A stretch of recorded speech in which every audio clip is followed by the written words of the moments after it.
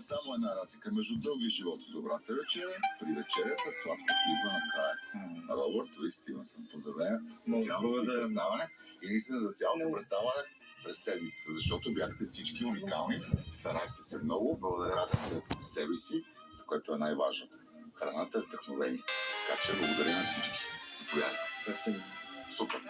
Нека класът Лили да отваря шампанското, а ние отваряме сетила за това, което ни чака идната седмица. Последна за този сезон на черешката. Другата седмица, една крачка напред излизат черешките на кулинарната амбиция. Звездните участници от няколко сезона селски към България. Желязната амбиция и стоманена воля, тяло изкусителка. Звездната шампионка на сезон 7, Златка Димитрова. Актьорът с неизменна усмивка и тънко чувство за хумор, достигнал на крачка от победата. Даниел Дънди, готвачът, от когото блика неизчерпаема енергия и ентусиазъм. Шампионът от сезон 6, Лъчезар Чотки, най-желаната кухненска плочка, фугирана върху тяло на съвсем истински мъж. Победителят от сезон 5, Станислав Иванов. И момичето, което всеки ерген иска да види с престилка до печката. Победителката от звездния отбор сезон 6, Александра Гърдева. Задачата да влезнеш в тази компания е сложна и разликата ще бъде в детайла. Но има две очи, които обичат да дебнат за детайлите и те се намират под каскета на шеф Иван Манчев.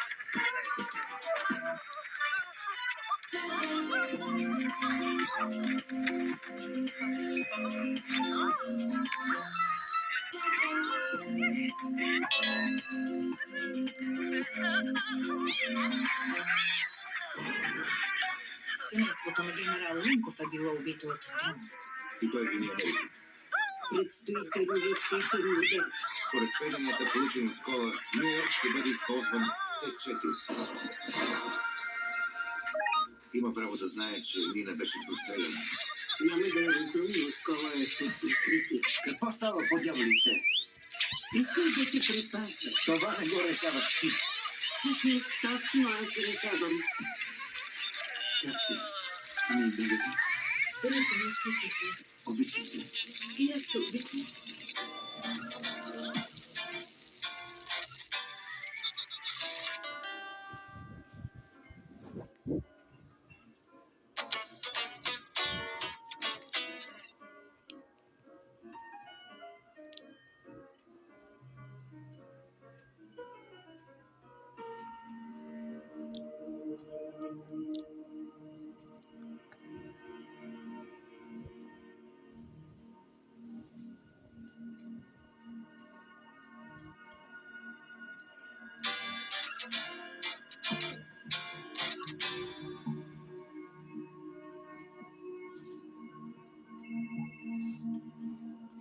Ситенфелд слуша. Десният ли? Не, приземете го. Съобщете в Рамштайн и повикайте екипа от Боинг.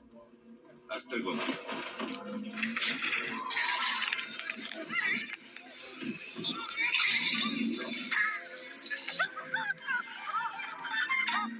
Полковник, чуете ли ме? Федере.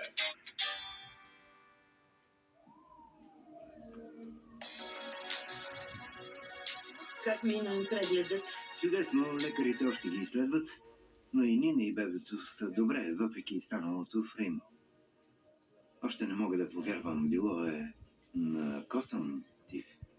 Да, но, както сам каза, те са добре. Провървяни. Аз съм агент Уорд. Ще ви помагам. Ние сме агенти Уолъс и Скола. Изчезнал полковника. Джон Ситенфелд, командир на 112 ескадрила във въздушна база Стюарт. Тръгва си от бара в 10:30. Заместникът му се обажда. Тогава се го нападнали. Открихме телефона до колата. Ето и не. Добре, пратете ни апарата. Веднага. Полковникът отговаря за изключително важни мисии. Министърът много се тревожи и иска бързи резултати. Само кажете каквото ви трябва. Има ли свидетели? Чули врябата, но никой не станал. А видеозаписи? Но около няма камери. Добре, а в бара?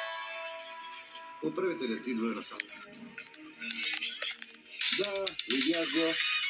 Веднъж ще той да дойде сам.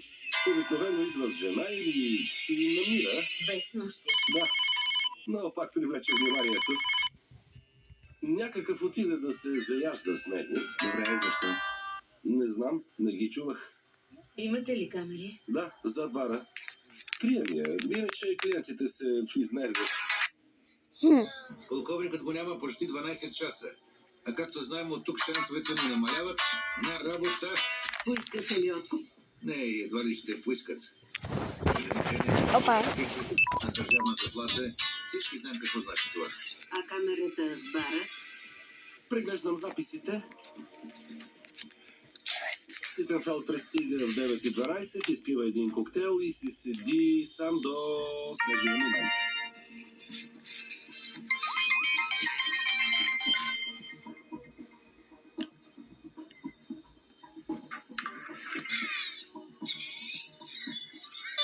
Преди това с никого ли не говори? Не, с никого. Познава се преди. Разпознахте ли? Да видим. Ето го, Дерек Уайт на 32. Също от ВВС.